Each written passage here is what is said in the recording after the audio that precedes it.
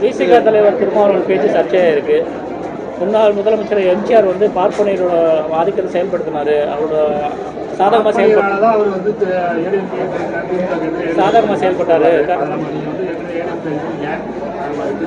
முன்னாள் முதல்வர் கருணாநிதிக்கு எதிராக செயல்பட்டார்னு சொல்லியிருக்காரு. முன்னாள் முதல்வர் கருணாநிதிக்கு எதிராக அவர் செயல்படவில்லை. ரெண்டு பேருமே இறக்கும் வரை நண்பர்களாக இருந்தவர்கள் தான். இது எல்லாருக்கும் நல்லா தெரியும். ஆனால் சில கருத்து வேறுபாடுகள் காரணமாக அவர் அண்ணா திராவிட முன்னேற்ற கழகம் என்கிற கட்சியை துவங்கினாரை தவிர அவர் பார்ப்பனர்களுக்கு எதிராகவோ மற்ற கருத்துக்களுக்கு எதிராகவோ அவர் துவங்கவில்லை. எடப்பாடி பழனிசாமி வாக்காளர்கள் மத்தியில் வந்து திமுக தயாரிக்க ரெடியாக இருக்காங்க அப்படின்னு அப்படி ஒரு கருத்து போட்டாரு. பீகார் மாநிலத்தில் மத்தியில் அவர் கூட அதாவது பீகார் மாநிலத்தில் என்ன நடந்துச்சுங்கிறது எல்லாருக்கும் இப்போ தெரியும். வாக்காளர் பட்டியல் வந்திருக்கு, உச்சநீதிமன்றம் வரைக்கும் போயிருக்கு. அந்த வாக்காளர் பட்டியலில் விளக்கங்கள் கேட்டுக்கிட்டு இருக்காங்க. தமிழ்நாட்டை பொறுத்த வரைக்கும் நாங்கள் வாக்காளர் பட்டியலினுடைய ஒவ்வொரு பகுதியையும் இப்பொழுதே ஆராய்ந்து கொண்டிருக்கிறோம். ஒவ்வொருத்தர் வீட்டிலையும் யார் இருக்காங்கங்கிறத எங்களுடைய தொண்டர்கள் ஒவ்வொரு வீடு வீடாக போய் அறிந்து வந்திருக்கிறார்கள்.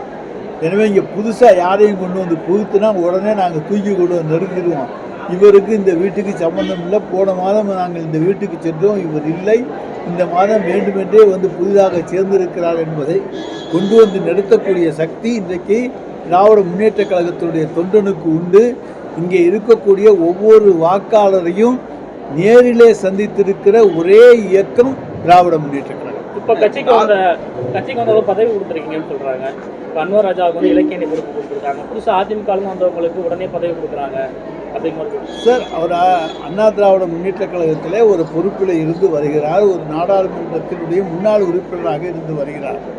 வருகிற பொழுது இலக்கிய அணியினுடைய தலைவராக இருந்த மரியாதைக்குரிய இந்திரகுமாரி அம்மையார் அவர்கள் இறந்து விட்டார்கள்.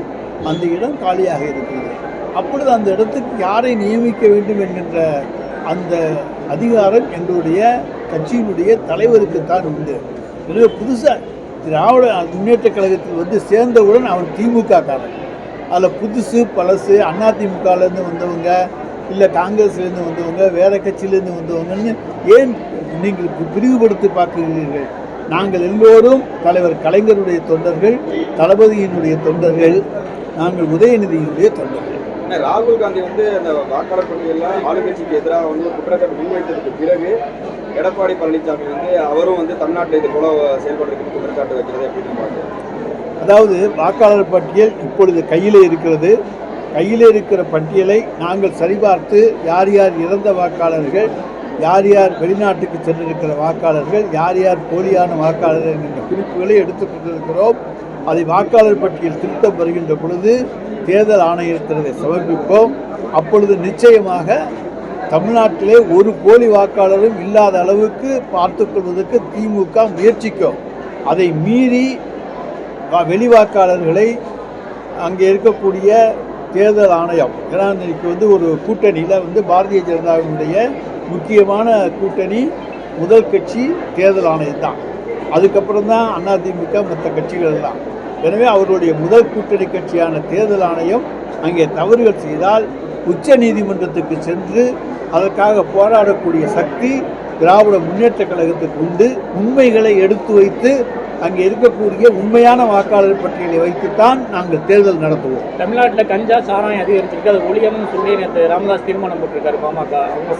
தமிழ்நாட்டில் கஞ்சாவும் உற்பத்தி ஆகவில்லை, சாராயம் எங்கேயும் காய்ச்ச விழுவதில்லை. இங்கேருந்தோ வர்றதை தடுக்க வேண்டியது ஒன்றிய அரசு. வெளி மாநிலங்களிலிருந்து வந்துட்டு இருக்கு. அதை மாநிலம் விட்டு மாநிலம் வருவதற்கு தடுக்க ஒன்றிய அரசு தவறி கொண்டிருக்கிறது. அந்த ஒன்றிய அரசை குற்றச்சாட்டு சுமத்துவதற்கு இவர்களுக்கெல்லாம் பயம். ஏன்னா நாளைக்கு இடி வந்துடுமோ, ஐடி வந்துடுமோ, ரைடு வந்துடுமோ, நம்ம வீட்டில் இருக்கிற தூக்கிட்டு போயிடுவாங்களோன்னு அதற்காக சொல்லுகிறார்கள் தமிழ்நாட்டிலே நடமாடுகிறது என்று.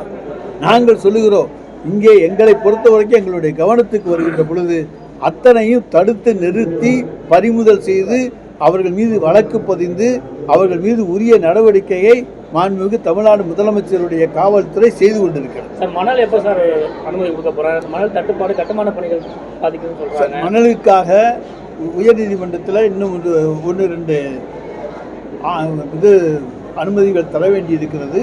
அது விரைவிலே 2-3 நாட்களுக்குள்ளே கூட கிடைத்துவிடும். கிடைத்த பிறகு அரசு அது பற்றி முடிவு செய்யும். ஒரு புறம் வந்து அதிமுக பாஜக வலுவான கூட்டணி அமைப்போம், வலுவான கட்சிகள் வலுவான கூட்டணி போன்றது. ஒரு புறம் நேற்று பார்த்தீங்கன்னா பாமக சைடு கூட்டம் போட்டு அவங்களும் வலுவான கூட்டணி அமைப்போன்றாங்க. இதை எப்படி? அதாவது தமிழ்நாட்டில் வலுவான கூட்டணியாக திராவிட முன்னேற்றக் கழகம் இருக்குது. அதை எதிர்த்து எந்த வலுவான கூட்டணியும் அமைப்பதற்கான வாய்ப்புகள் நிச்சயமாக கிடையாது.